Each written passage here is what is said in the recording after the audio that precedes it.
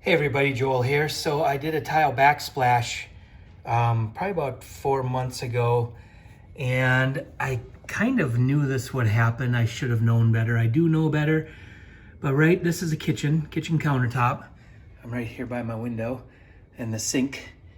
And when you grout all the way down to the top, and if you're in a cold climate, you're gonna get some shrinkage in the walls. And it's very evident here that this happened. And what I'm doing to remedy it, I should have left the grout out of that tile that is down to the countertop and put caulking in there.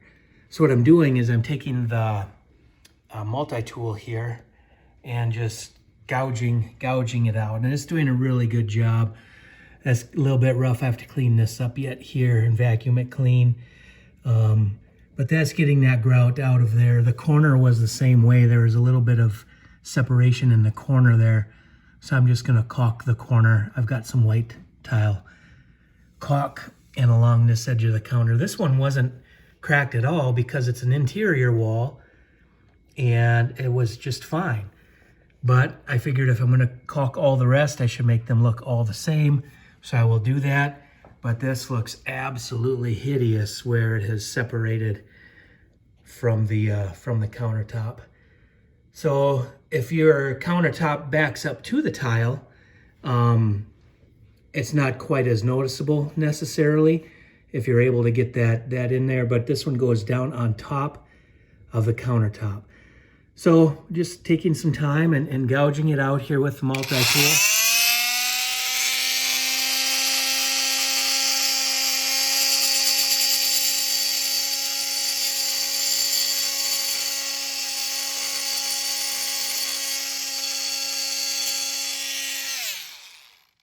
And as long as you're holding the tool up at an angle, you're not going to damage the top. It's got a really nice polish on it.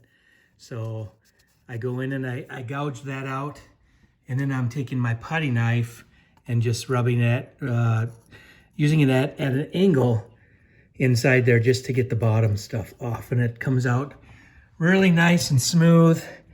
You can't even tell that there was even any action on it. I haven't even wiped this up yet.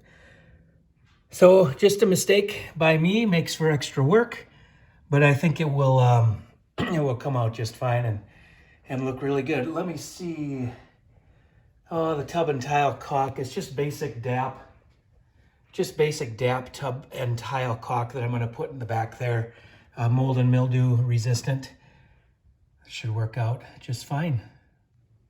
Well, here we've got the bath and tile caulking set in there. Doesn't look too bad. Got the under cabinet lighting on.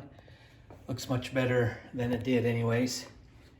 It's a little bit of a shadow. I don't know if it's picking it up very good on the camera or not. But here's what it was. I still have this little tiny bit left to do over here where I had ground out the grout between the countertop. One tip I also want to say is that when you're utilizing this tip, it's a grout tip on the multi-tool, don't run it flat on the countertop. Keep it up at an angle. You got to be very delicate with it because you don't want to scratch the top. And pick out, I've got this nice little Husky spatula, whatever, putty knife kind of multi-tool. Anyways, this thing works really well for just kind of digging into the corners and getting that stuff torn out of there. So looks much better. Should get some flexibility out of it. It's not going to crack now. Totally forgot to show you which quick seal I was using, or which caulking I was using. Just this quick seal by DAP, kitchen and bath adhesive, mold and mildew resistant.